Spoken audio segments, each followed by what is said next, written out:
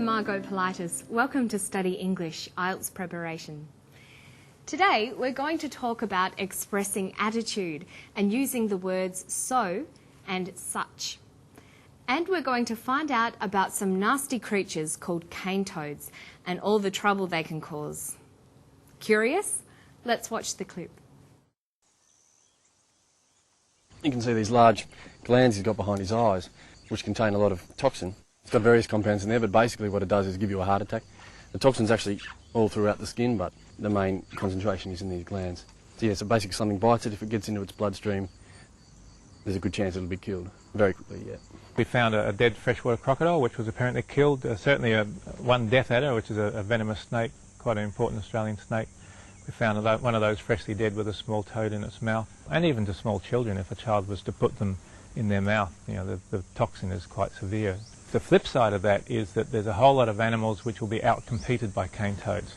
So there are other animals which eat insects, for instance, because cane toads are so numerous that they suck up all the insects from the biota like big vacuum cleaners. And so they can actually cause other animals to starve. Why are we literally sitting back and watching the cane toad invasion move further and further up through Kakadu and through the Northern Territory? Well, there has actually been quite a lot done.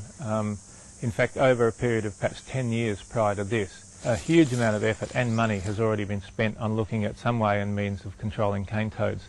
All that work has come to nothing, and most people understand that now. What we have to do is wait on the big guns in Canberra with their genetic engineering and biological control work. That's the only hope there is.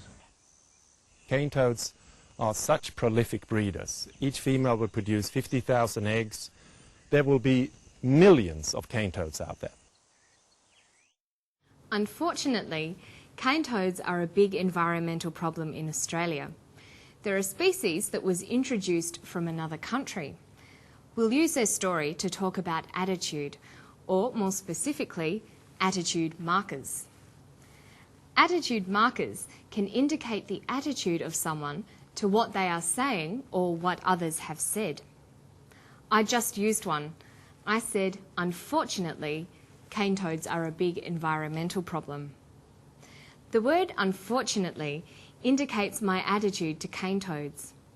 Other words that are attitude markers include actually, in fact, certainly, of course, really, and surprisingly.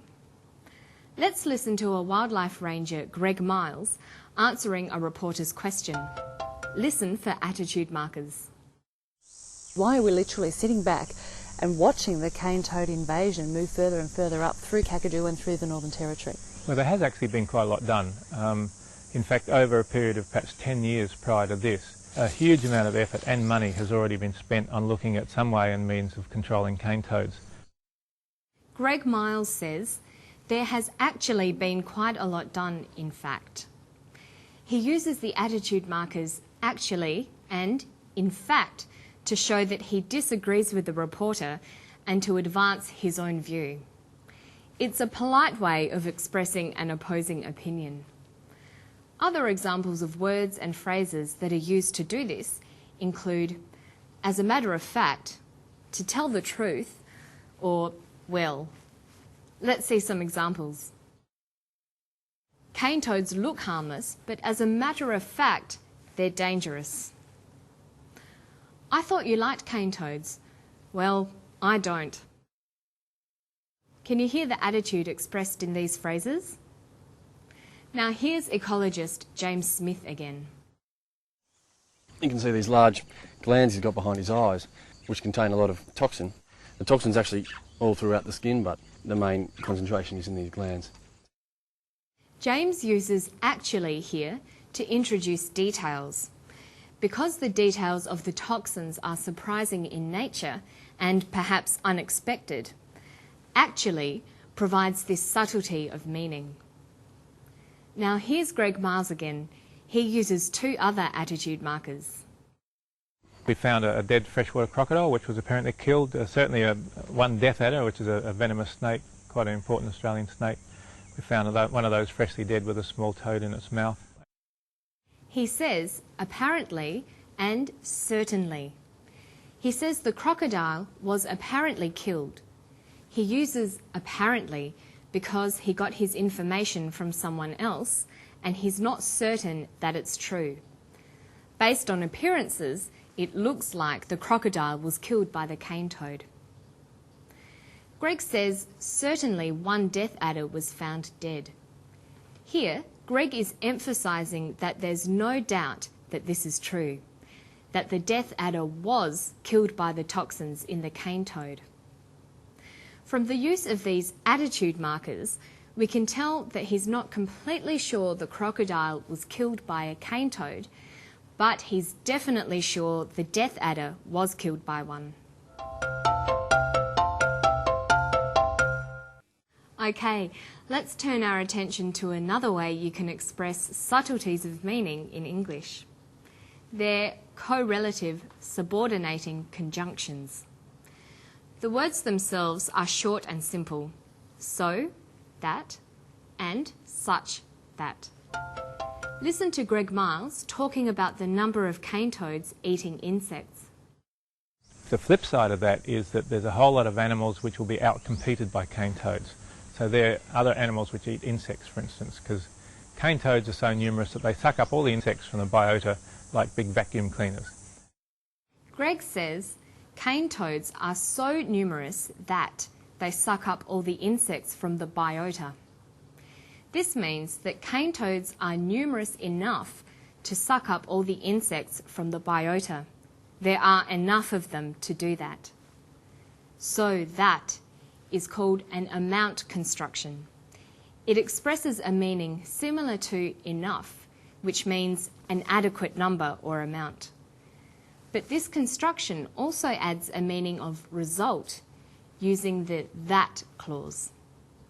Let's study a sentence to see how this construction works. Cane toads are numerous. How numerous? So numerous. With what result? That they suck up all the insects from the biota. Cane toads are so numerous that they suck up all the insects from the biota.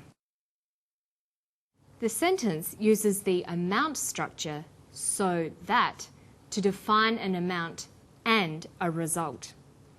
Here's another example. Have you seen the film Cane Toads? The film was so good that we went to see it twice. So tells us how good the film was. That tells us the result. We went to see it twice. Let's listen to how Professor Madsen expresses amount in relation to cane toads. Cane toads are such prolific breeders. Each female will produce 50,000 eggs. There will be millions of cane toads out there. He uses another construction to express the amount. He says such. Cane toads are such prolific breeders.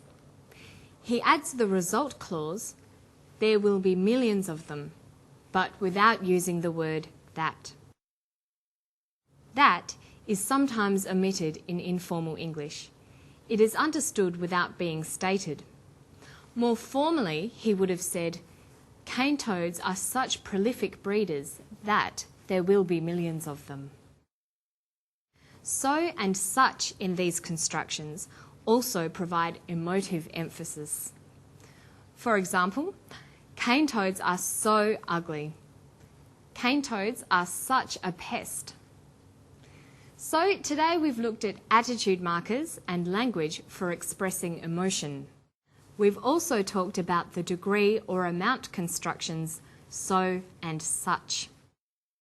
Using these language features will make your language more interesting and will show an appreciation of subtleties of meaning.